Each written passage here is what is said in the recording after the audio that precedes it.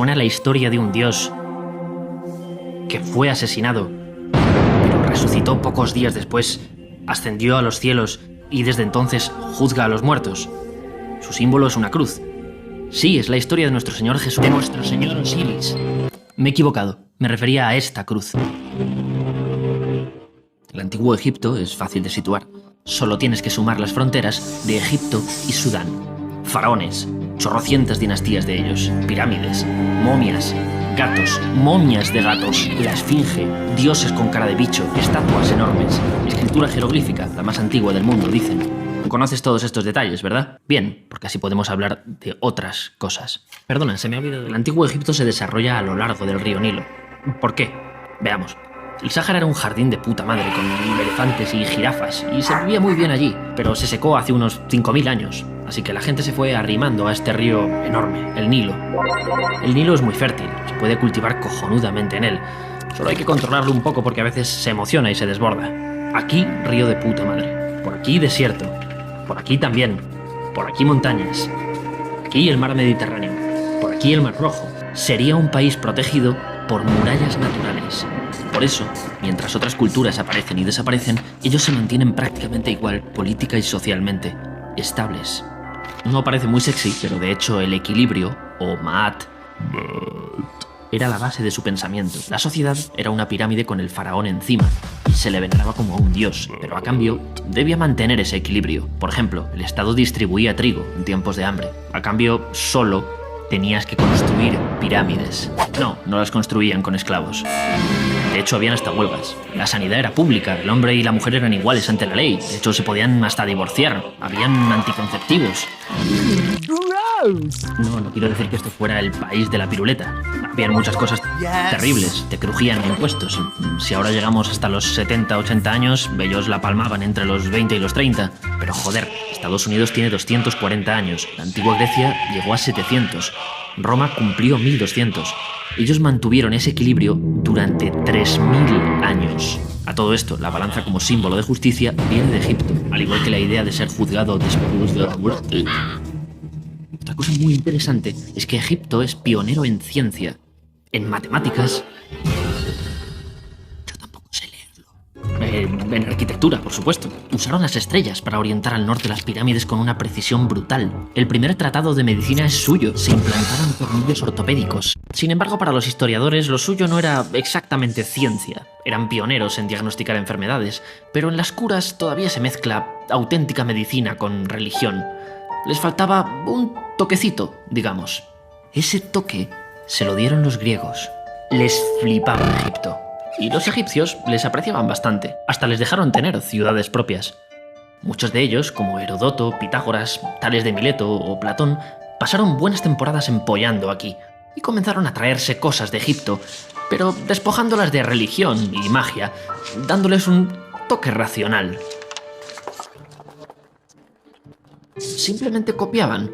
Hay autores, algunos un poco polémicos, que dicen que sufrimos helenocentrismo o eurocentrismo, que pensamos que los griegos son la polla, pero quien estaba detrás eran los egipcios.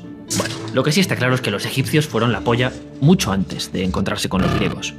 Sin embargo, cuando los persas les invadieron, fueron los griegos quienes les liberaron. Alejandro Magno, concretamente, fue muy bien recibido, a pesar de que lo que estaba haciendo era invadirles también, metiéndoles en su gran imperio.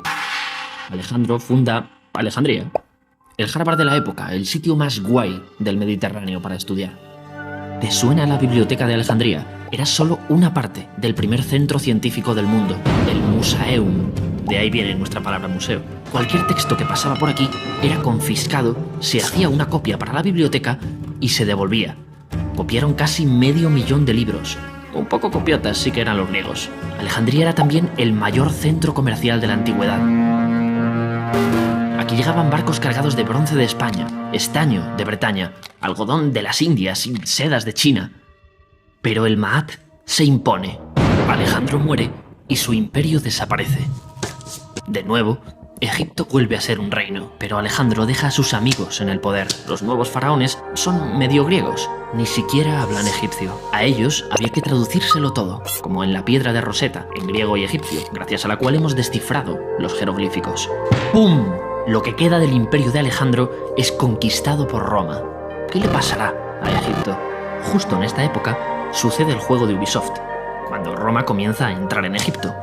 Primero estos faraones griegos les regalaron este trozo, la Cirenaica, y luego, para sofocar una rebelión, les pidieron ayuda militar. Roma estaba encantada de ayudar, claro. Entonces empieza un culebrón. Los herederos del trono son Ptolomeo XIII, un niño, y Cleopatra, su hermana de 18 años. Y están enfrentados, ambos quieren gobernar. Cleopatra es la más preparada. Sabía griego, arameo, hebreo, sirio, y es la única en su dinastía en interesarse por la cultura egipcia y aprender egipcio. Aquí estaría el nacimiento de Cristo. Todo esto ocurre 50 años antes. Nosotros estamos aquí, 2000 años después. Para ti toda esta movida es historia antigua. 2050 años te separan de ella. Pero para Cleopatra y su hermano, las pirámides estaban a 2500 años. Ni se te ocurra pensar que son de la época de las pirámides, o desencadenarás una terrible maldición. Bueno, en esta época la rockstar de Roma es el general Julio César, un fan de Alejandro Magno. Como el juego va de esto, no haremos más spoilers. Solo diremos que las vidas de estos tres se van a cruzar y de ellos depende el destino de Egipto. Esta época es la hostia porque es un conflicto entre dos mundos. Dentro de Egipto, el choque del Egipto de toda la vida, con sus dioses y su cultura, contra estos faraones medio griegos que no eran especialmente queridos.